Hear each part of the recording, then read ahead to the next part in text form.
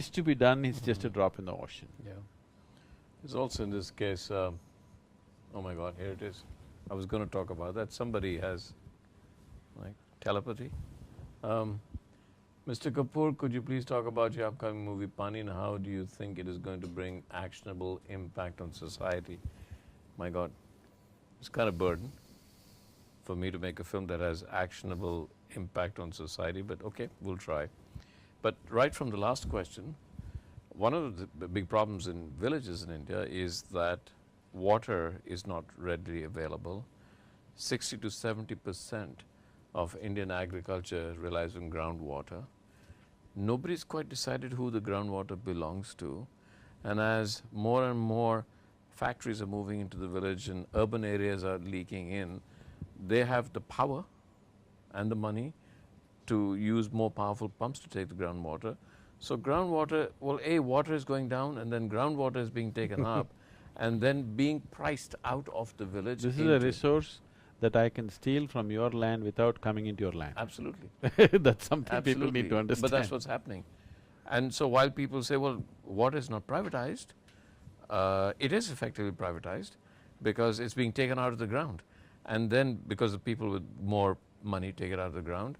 And then effectively something very mythical is happening, is water is traveling away from there and water is now following not where it's needed most, but where it gets the best price. In fact, water is following greed, not need.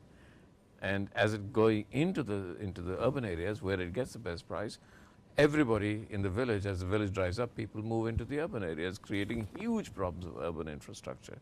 So the reason I'm saying is that's exactly what my film Pani is about. Pani is about… You know, Mahatma Gandhi said you can't even tax salt that comes out of water or the ocean. But now, we are going to a place where a bottle of water or a liter of water costs more than a liter of milk in the Absolutely, yeah, completely. And so that is what Pani is about for that question. It is about a slightly in the future, although I keep saying it's in the future only because I want to bring all the elements together. But really what I'm going to be talking about is happening is someplace, somewhere in the world already.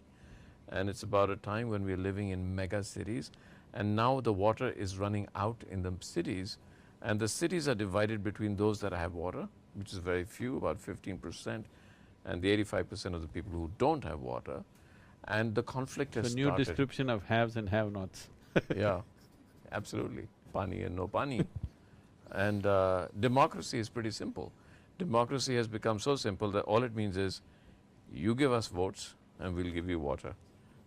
So it's the simplest form of democracy, but water is the metaphor for exploitation. So the question, actionable impact on society. I think that while what you're doing is an outreach program, I as a filmmaker in a film can try my best to raise awareness of these issues. And if I can raise awareness and people coming out of the film, it's very, very interesting structure, the art of storytelling. Most commercial films end to sublimate the emotion that they have created. So they'll create anger in you, but in the end if you walk out angry, people say, oh, what's happened? I'm just walking out angry. And if it's a love story, then all the lovers meet. But if the lovers don't meet, you come out dissatisfied. There is an art of storytelling that on one level, you bring people out satisfied, so the lovers meet. Yet, in my story, there's an underlying thing. I don't think you should reveal the plot right now. Oh, okay, all right. No plot. Over. Mind you, everybody walks into a film knowing there's a love story and the lovers meet. But that's essentially, so, but you come out of the film feeling angry about the fundamental issues, even though on a plot level it's fine. It's like you're going from A to B on a very heavily trafficked road. You can get from A to B and that's your plot, but because the traffic is so bad, you come out angry about the traffic, you know. So there's something like that we do in plot. So yes, hopefully it's changed. Somebody said he's talking too much about his own film. Move on. Okay. Sadhguru's question to you. Everybody says, do not go spiritual shopping. I don't know what that means, but anyway, spiritual shopping in a mall. But then I want to ask, when one know something is not working for you, at least in your own experience, and try to look for another path. It's from somebody called Unorthodox, Dayton, Ohio. Unorthodox. Spiritual shopping, looking for it in a mall. That's pretty unorthodox. Yes, okay.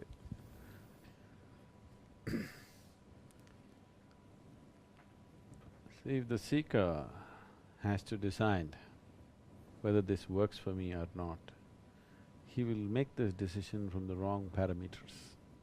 When it becomes difficult for him, he will quit. When he thinks he is stagnant, he will quit. If you have to use an analogy, it's like you're digging a well. No, we are pani, you're digging a well for water. You can't talk about my film.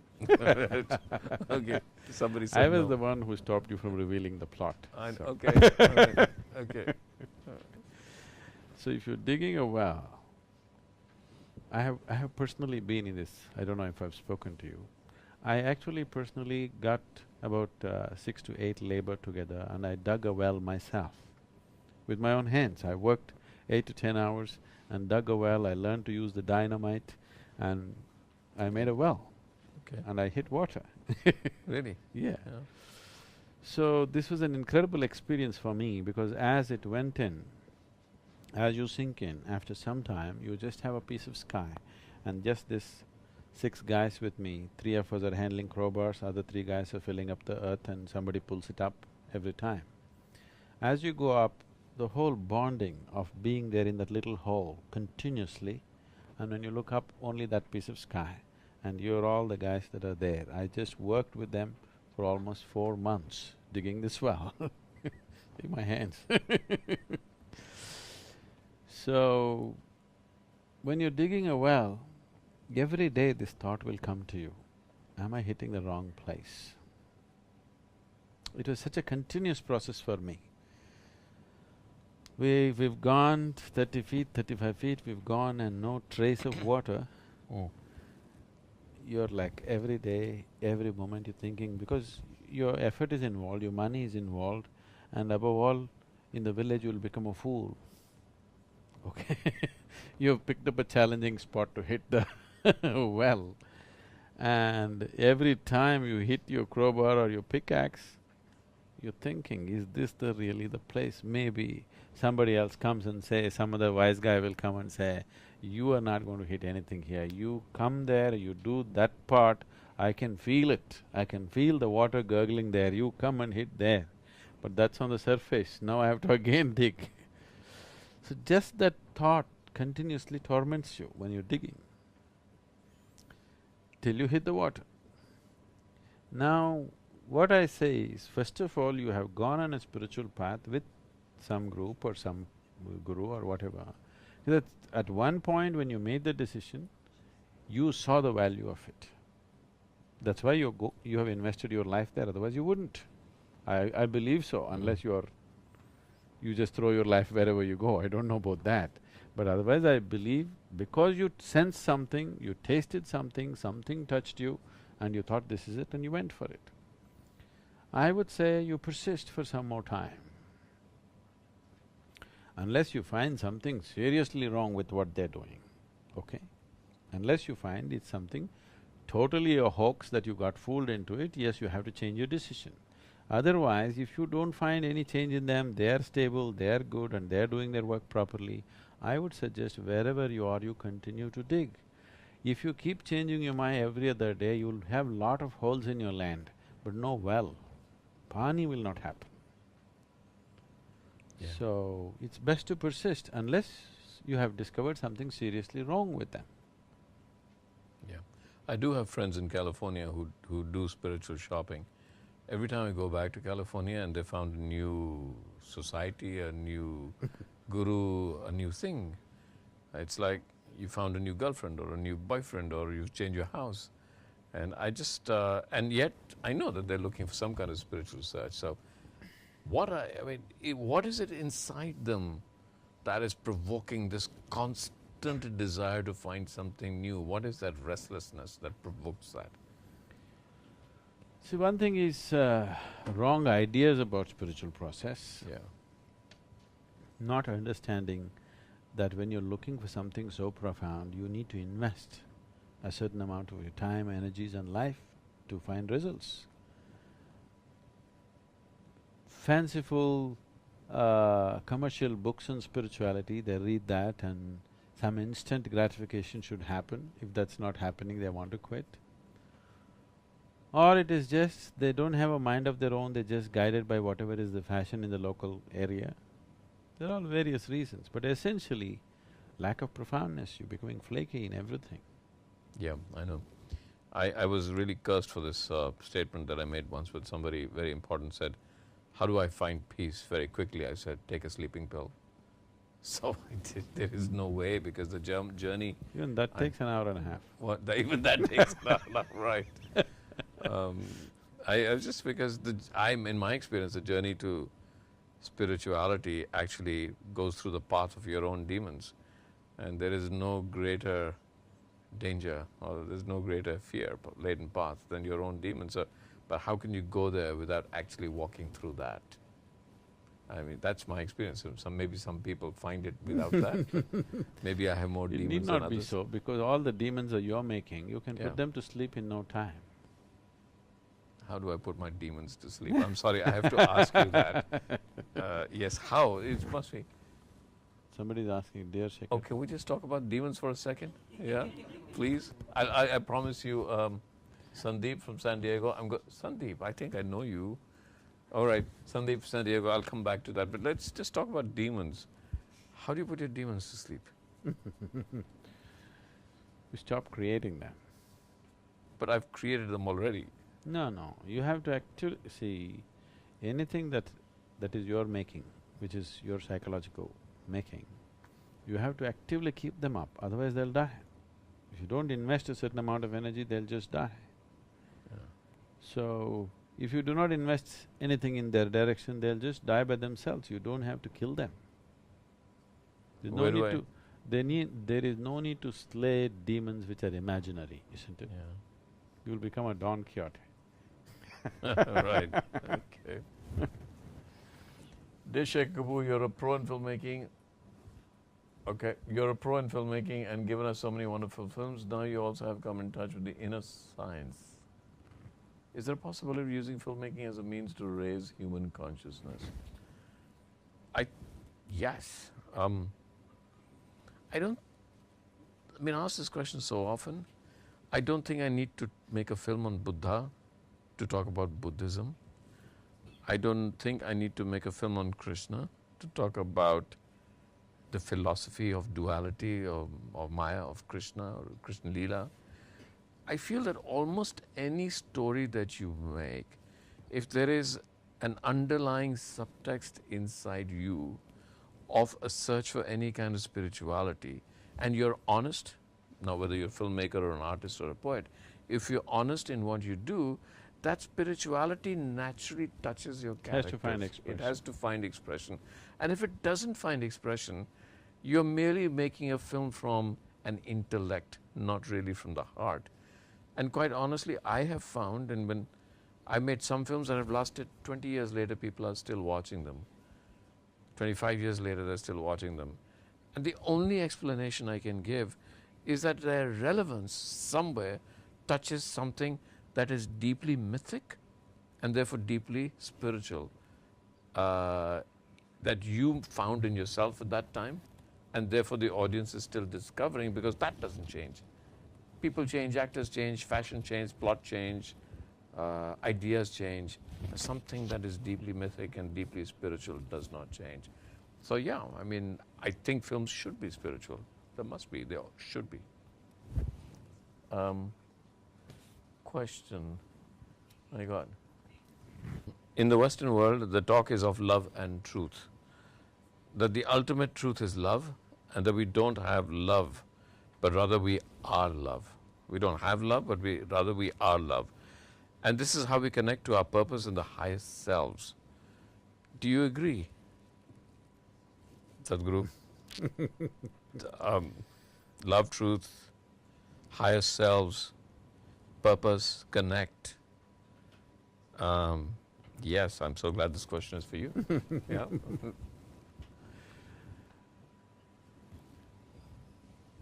See, if a society is hungry, in that society, food will be the ultimate quantum, to the ultimate value.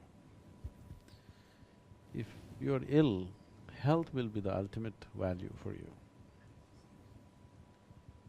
If you are in poverty, wealth will be the ultimate value for you. If you're deprived of love, love will be the ultimate value for you. If you're deprived of happiness, happiness will be the ultimate value for you. Whatever you're deprived of, at that moment you think this is the highest thing.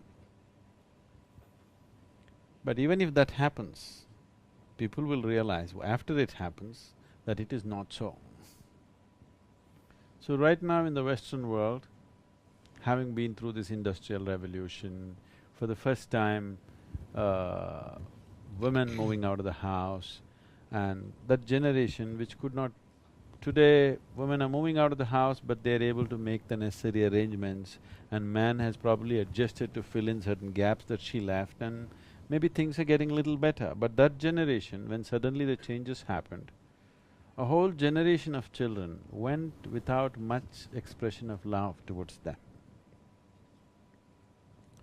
Because it's a flux that people were still trying to come to terms with how to handle this. Always it was assured the woman of the house will be there and she'll love the children and this is it. But once that changed, before we could adjust to that, one generation or two generations of people suffered from lack of attention and lack of love and this kind of things. Today various things are happening, as there is maternity leave, there's paternity leave, the man will stay back and take care of the child, and attitudes have changed. Various things in the world have changed and access to various things have changed. Various facilities have come up in the social structure to cater to these things. Otherwise, that one or two generations in many ways were very much deprived of love. Because of that, I think there is so much talk about love. I'm not trying to demean love. Love is a very essential ingredient in your life. I would like you to look at it this way. You're looking for pleasantness essentially in your life. Pleasantness means if your body becomes pleasant, we normally call it health. If it becomes very pleasant, it becomes pleasure. If your mind becomes pleasant, we call it peace. If it becomes very pleasant, we call it joy. If your emotions become pleasant, we call it love. If it becomes very pleasant, we call it compassion. If your life energies become pleasant, we call this bliss. If it becomes very pleasant, we call it ecstasy. If your external situations become pleasant, we call it success. So this is all a human being is looking for. So only if emotionally he is in a sweet place, which is what love is. It's human emotions turning sweet, either towards somebody or just like that, whichever way it happens. Now, just your emotions being sweet, is it enough for you? Don't you need health? Don't you need well-being? Don't you need food? Don't you need peacefulness? Don't you need competence? Don't you need capability? If you have a lot of love and you become incompetent, which happens to lots of people unfortunately then I don't think people will enjoy that or relish that. So this talk about love being the core of the universe, all this is simply coming from a certain state of deprivation within oneself. People who have grown up in traditional families in India, we never think of love because we didn't have to think, nobody told us they love us. My mother never ever told me that she loves me, nor did that question arise whether she loves me or not. I did not even realize that I need to be loved. Because the whole atmosphere was such that there was… such a question never arose in me, do I need to be loved by somebody? Because they set such an atmosphere, such thoughts never came to us. It's just like only if there is poverty in the house and there's not enough food, probably you will think so much about food and how to get it. When it's there every day, you don't think about it, you don't think about making an arrangement for it. Similarly, when love is simply there all around you in every possible way, you never even thought that it is something that has to be bought from somewhere or gotten from somewhere, you know. So, These things are coming from certain levels of deprivation. Love is the sweetest way to be for a human being, it's a good way to be, it's a wonderful way to be. But at the same time, it's not necessary to exaggerate this beyond just a limitation. Now you're talking about… the questioner is talking about love and truth. I don't know what kind of truth you're talking about. If you're talking about the ultimate nature of the truth, it is universality, it is absolute inclusiveness. Love means, to love you need to… you're trying to include with love. Moments of inclusion will happen and then you fall apart. No lovers anywhere have found continuous state of inclusiveness. Moments of inclusiveness and then falling apart, moments of inclusiveness, then falling apart, this is how people experience it. So ultimate truth is a absolute state of inclusiveness which cannot be termed as love. Love is an effort in that direction. So is joy, so is peacefulness. When you're peaceful, you're actually one with everything. When you're joyful, you're actually… when you sit and laugh with each other, aren't you in some way bonded as one? That's why they're drinking buddies going on too well. Okay. Question from me before I go. That's to me. Satyam Shivam Sundaram. What does that really mean? The movie's already made, you can't… Come on. It's already a done thing, I know, Shekhar.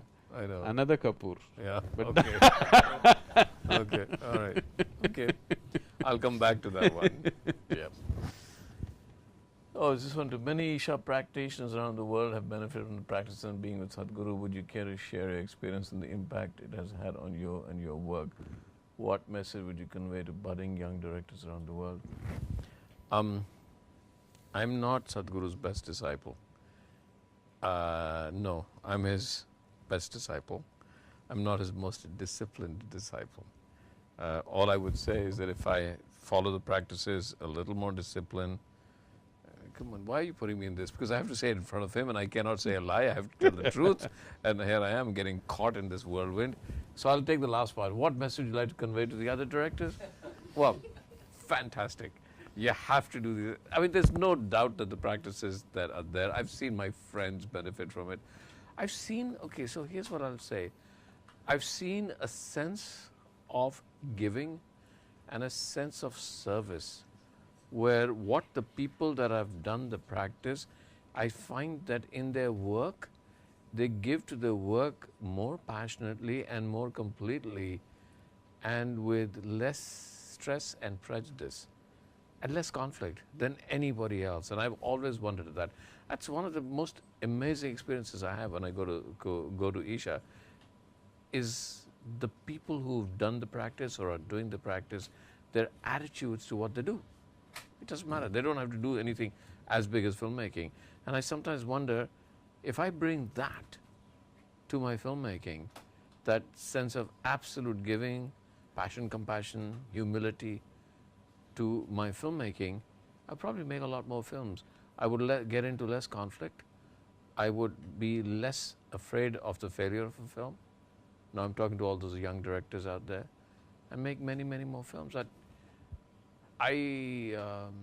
Yeah, I'm a little embarrassed here because I'm not the most disciplined disciple of Isha, so sorry. But next question. Yeah, okay. Intensity, there's a question for you, Sadhguru. Thank you very much. Thank God for that. On intensity. Spirituality is to be pursued with intensity. I'm very intense in many things, but I'm not always sure if the thing I'm pursuing indeed leads to further my spirituality or my ego.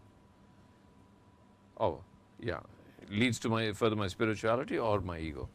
How do I alert myself in the path I'm pursuing intensely is wrong? How do I do it? No, I don't know where he got this, but you should not pursue anything intensely. Nothing. No, there is no need to pursue anything intensely. When you say I'm pursuing something intensely, probably what you're trying to say is I'm pursuing something madly. You should be intense. You must see how to raise the intensity of your being, your mind, your way of existence. If you make this very intense, anything that you do will be naturally intense. But if you try to do something intense, one thing is you may end up doing it senselessly, another thing is you will exhaust yourself and expend yourself too quickly. If you try to do anything intensely, you will expend yourself too quickly.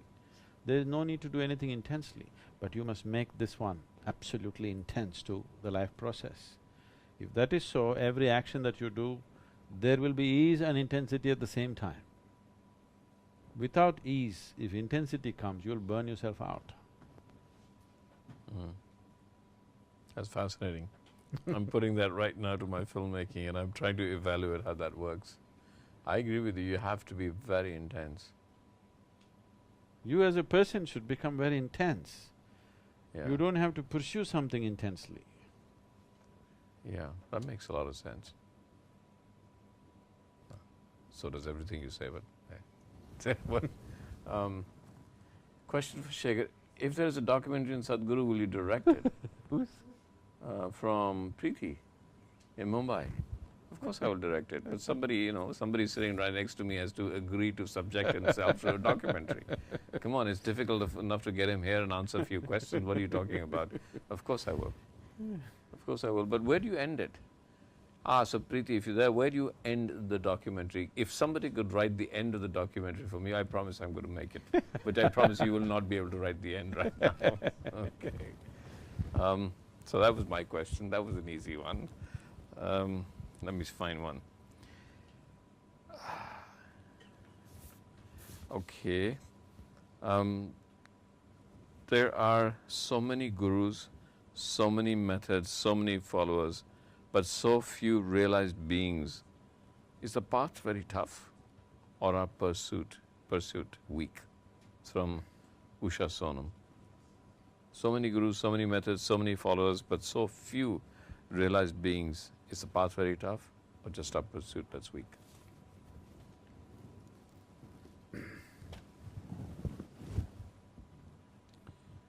I would disagree with a question that is, there aren't so many gurus. There are scholars, there are teachers, there are charlatans, there are godmen, but there are not too many gurus, there are very few. And are there very few realized beings? Not true. There are many, many realized beings. It is just that they don't carry a banner around themselves that they are realized. They are not that gross. And they may not fit into your idea of what a realized being is. They may not fit into your ideas of what realized being is, because your ideas have nothing to do with realization.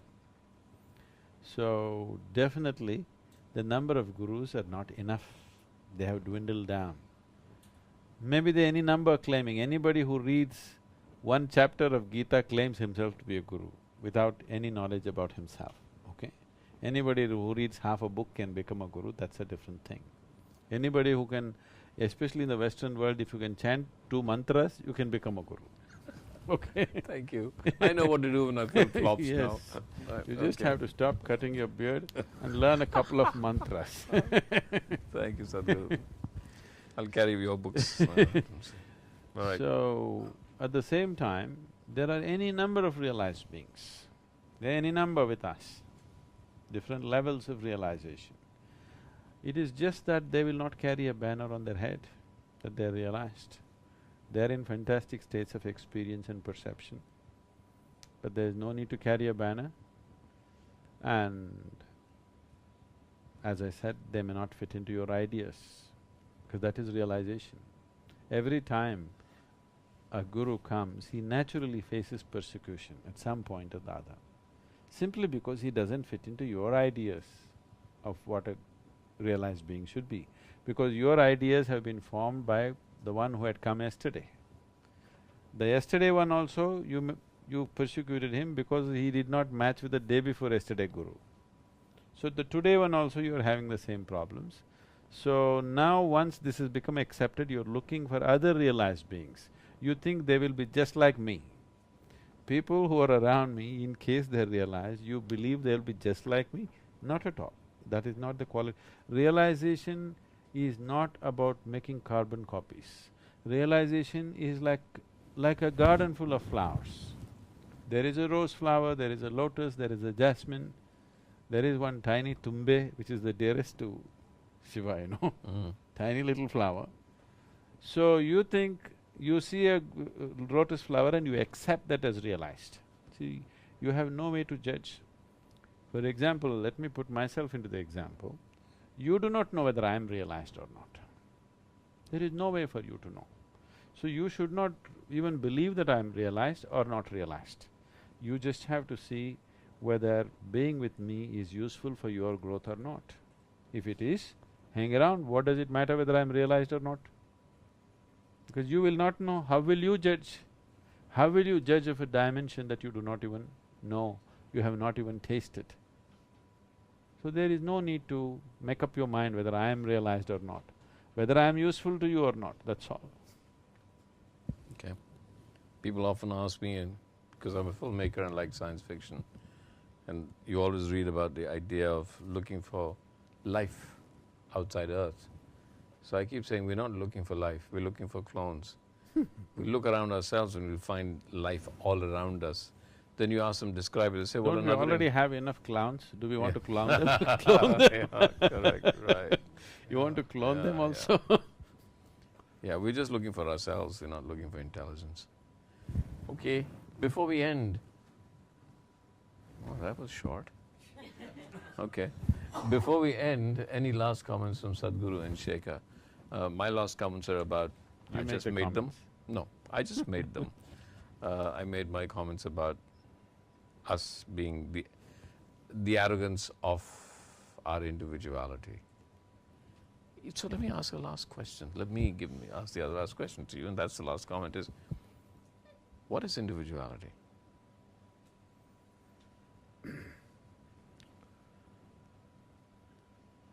It is something that comes out of your instinct for self-preservation, because unless you develop a certain individuality, you cannot protect yourself, you cannot preserve yourself.